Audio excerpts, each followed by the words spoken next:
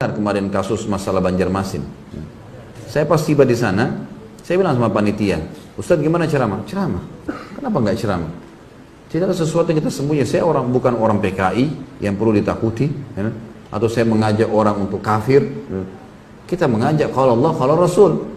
Ceramah saya semua hampir 600 judul ada di YouTube, bisa ditonton sama semua orang, bisa dinilai. Semua rujukan kita, kajian kitab Minhajul Muslim, kajian Riyadhus Shalihin, kajian tentang Nawaqidul Iman, buku-bukunya ada semua. Referensinya jelas.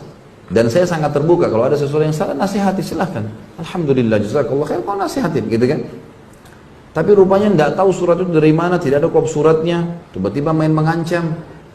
Ini semua hal yang sama sekali jauh dari adab kaum muslimin. Ya? Di Indonesia, teman-teman yang tanda tangan di situ mengatasnamakan, gitu kan, mengatasnamakan lembaga-lembaga mereka. Masa kalau Natal jaga gereja? Hah? Masa pemimpin non-muslim didukung?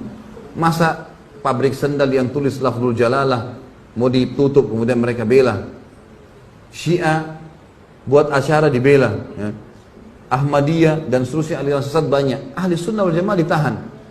Dan apa haknya secara hukum pemerintahan, apa haknya gitu? Tidak ada hak syar'i. Kalau yang tahan mungkin aparat pemerintah, resmi, militer pemerintah mungkin. Ini enggak sama sekali. Dari mana ini? Gitu kan? Tapi saya lihat subhanallah pada saat itu sudah terlalu banyak ya. Itu kemarin masa yang datang untuk hadir taklim saja, kalau dihitung-hitung bisa 10.000 kali lebih. Ya. Ada yang sudah nginep berapa hari dari Palangkaraya, dari mana-mana segala macam. Kemudian juga ada yang sudah nginep sampai 2 hari di situ. Akhirnya di tempat yang saya nginep, jazakallah khair Pak Haji yang undang itu, ngumpul semua ikhwah. Masjid tahu tidak datang, saya ditahu di sini datang semua. Akhirnya terpaksa saya buatin taklim di rumah. Tapi apa jawaban saya teman-teman sekalian? Saya bilang, ikhwani. Dan itu betul juga ada akhwat. Kita harus tahu satu hal. Tidak ada dalam agama itu tidak ada cobaan. Ada cobaan. Dalam dakwah ada cobaan, dalam rumah ada cobaan. Ada cobaan. Kita anggap ini ada saudara-saudara kita muslim yang tidak ngerti apa-apa tentang keadaan, belum kenal saya, belum tahu, main langsung vonis, apalagi ditulis Khalid Basalamah pemecah umat ini. Apa yang pemecah umat? Apa yang saya pecahin? Hah?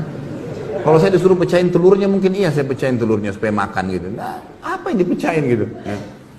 Jadi akhirnya ditulislah hal-hal yang tidak benar. Saya bilang jangan balas kebodohan dengan kebodohan. Ingat, saya minta antum dengan tenang, ribuan orang pulang, jangan buat keributan, jangan balas kebodohan dengan kebodohan. Sudah selesai, nggak masalah. Saya pun akan balik ke Jakarta, gitu kan? Jangan jadikan sebagai sebuah masalah. Ini cobaan. Nabi SAW bahkan dilempari batu di kota Taif. Gitu. Sabar beliau berdakwah, sudahlah. Ya, tidak ada sesuatu yang perlu kita khawatirkan. Jangan balas keterburukan akhlak kecuali dengan kebijaksanaan. Harus begitu, kedewasaan. Udah selesai. Alhamdulillah saya dari kecil sudah terbiasa memimpin lembaga. Artinya sudah biasa dari kecil, dari SD dipilih jadi pemimpin ketua kelas, jadi begini sampai saya ngajar di kampus di Makassar jadi wakil rektor, kemudian saya jadi ketua yayasan berapa kali. Udah biasa mimpin dan saya udah biasa hadapin banyak karakter jemaah di pengajian dan seterusnya. Gak perlu kita balas dengan emosi. Saya gak perlu bilang itu serang sekalian, ribut.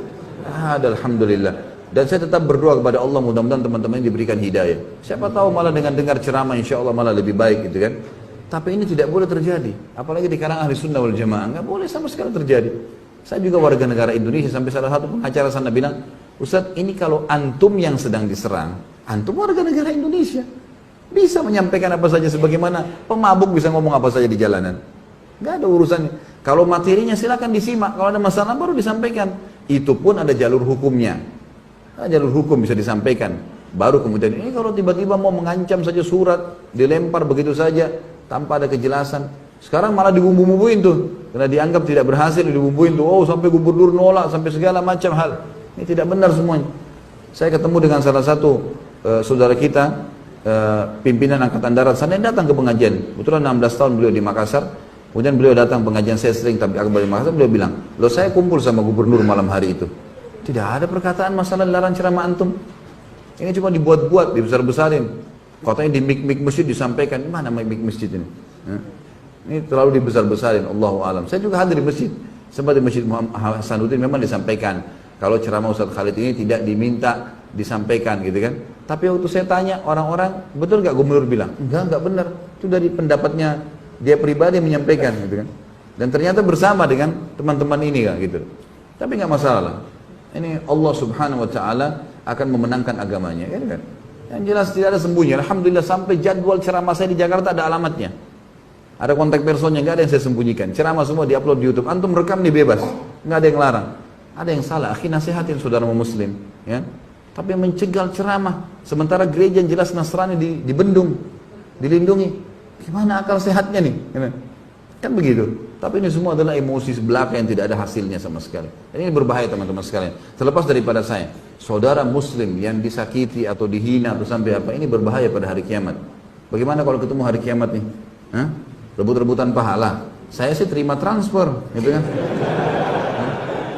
Loh iya. Kalau antum gimana? Tidak ngerti, tidak kenal, kan gitu masalah. Kecuali sempat minta maaf, silakan. Dan ingat dalam Islam, kalau kita memaafkan saudara muslim kita yang sedang berbuat salah, kita dapat pahala. Tapi dia belum lepas dari hukuman sampai dia minta maaf. Garis bawah itu ya. Makanya dalam Islam kalau ada yang ghibah, ada yang fitnah kita maafin, itu sudah pahala buat kita. Itu perintah agama. Tapi selama dia tidak minta maaf, dia tidak lepas dari hukuman. Karena hukum syar'i memerintahkan dia minta maaf dulu. Kita memaafkan ibadah bagi kita.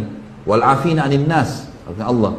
Orang yang suka memaafkan orang lain, seperti itulah. Allahu a'lam. Jadi ya, jangan memperbanyak musuh pada hari kiamat, teman-teman. Sibukkan diri dengan hal yang positif. Ingat selalu itu. Kita akan meninggal dunia dan ada tanggung jawab hari kiamat.